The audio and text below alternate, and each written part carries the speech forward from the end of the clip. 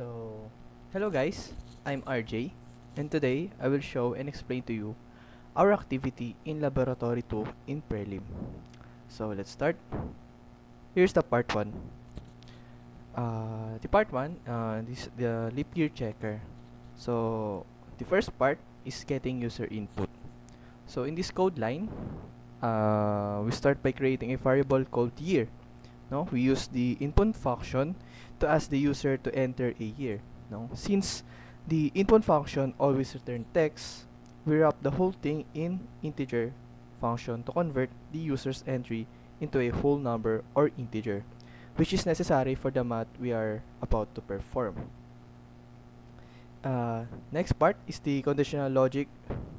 So here is the conditional logic. So in this code line, this is the core of our program. If the if statement that checks the leap year conditions. So we are using the two checks joined by the AND operator, meaning both must be true for the year to be a leap year. So the check one is this. So we use the modules operator to find the remainder of the year divided by 4. If the remainder is 0, the year is perfectly divisible by 4. So this is the first main rule. And the check 2 is this. So we also check that the year is not divisible by 100. So the exclamation point and equals sign means not equal to. So this is the rule that excludes standard century years like 19,000 or 21,000. Sorry. Like 1,900 or 2,100, which are divisible by 4 but are not leap years. And then, next, the output. So here is the code line of the output. Here, the print leap year. If both conditions in the if statements are true, the code inside this block runs and the program prints the simple string, the leap year. And else, the else statement is the fallback. If the year's false, the leap year's test, meaning the condition in the statement if statement is false, the program skips if block and jumps here. And last, this code line, not a leap year. The code inside the else blocks run, informing the user that the year they entered is not a leap year. So let's test this code. So we enter the year. Let's say 2024. So in the year 2024, that is a leap year. Try also the year of 2023. So in the 2023, this is not a leap year, right? So next part or next activity.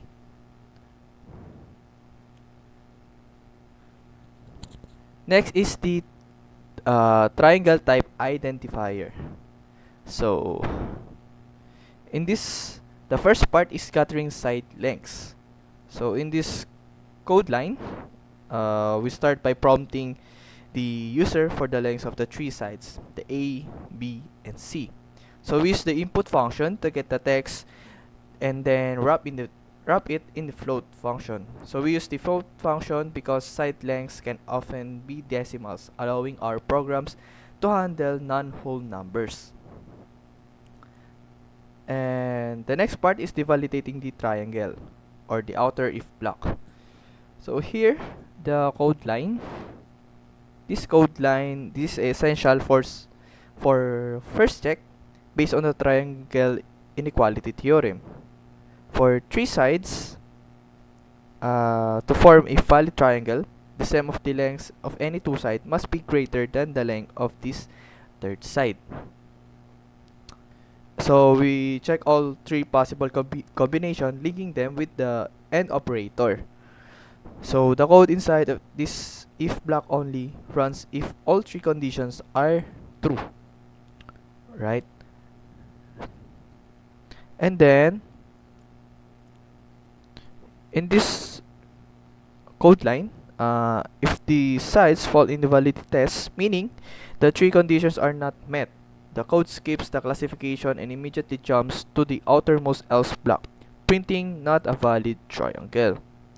So classifying the triangle, the nested if, elif, or else block. So in this code line, wait, this, if the triangle is valid, we first check for the simplest type, the equilateral. So this is true if side A equals side B and side B equals side C. So in short, all sides are equal. So if all sides are equal, print equilateral. Alright. In this code line, yeah. So in this code line, checks for an isosceles triangle. This required at least two sides to be equal. So we use the OR operator. So if any one of these three comparison is true, the condition is met. Okay. So next is this callit. Finally, the inner else block acts as the catch-all. If the valid triangle is neither equilateral nor isosceles, it means all three sides must have different lengths, which defines a scalene triangle. So let's try the part 2. Let's say in the side A, 10. In the side B is 5. And the side C is 10. So the triangle is isosceles. Try another one. Let's try another one. So let's say all equal 10. 10, 10, 10. So let's say that's the equilateral is the triangle. Alright. So next activity is the number comparison game.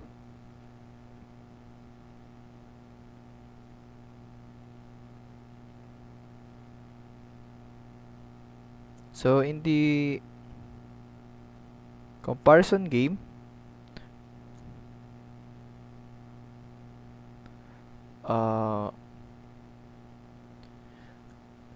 we begin in this line of code.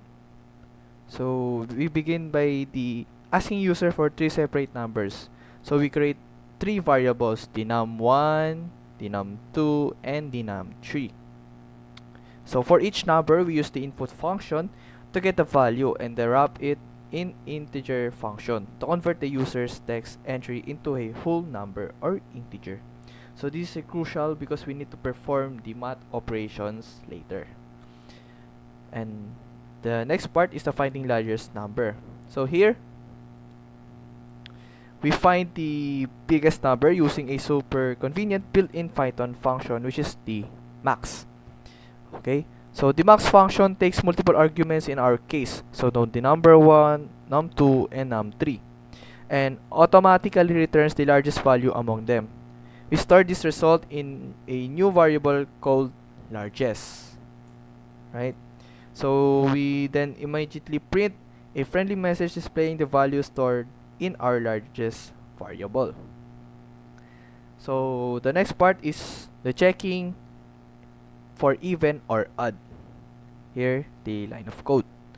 So in this line of code, we check if the largest number is even or odd using a simple if condition.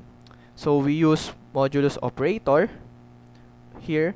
So largest modulo 2 calculates the remainder when the largest number is dividing by 2.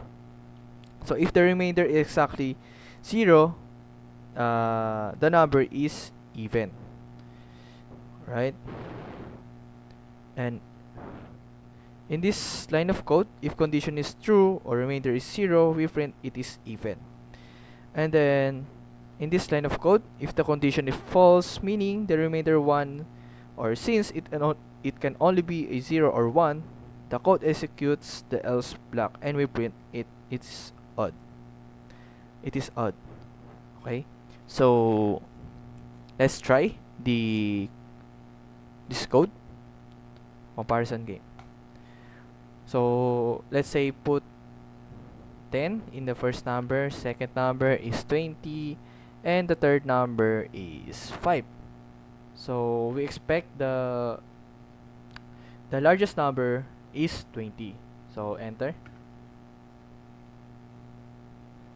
So the largest number is 20, and also it is even number, right? So that's all for the laboratory activity 2 in Prelim.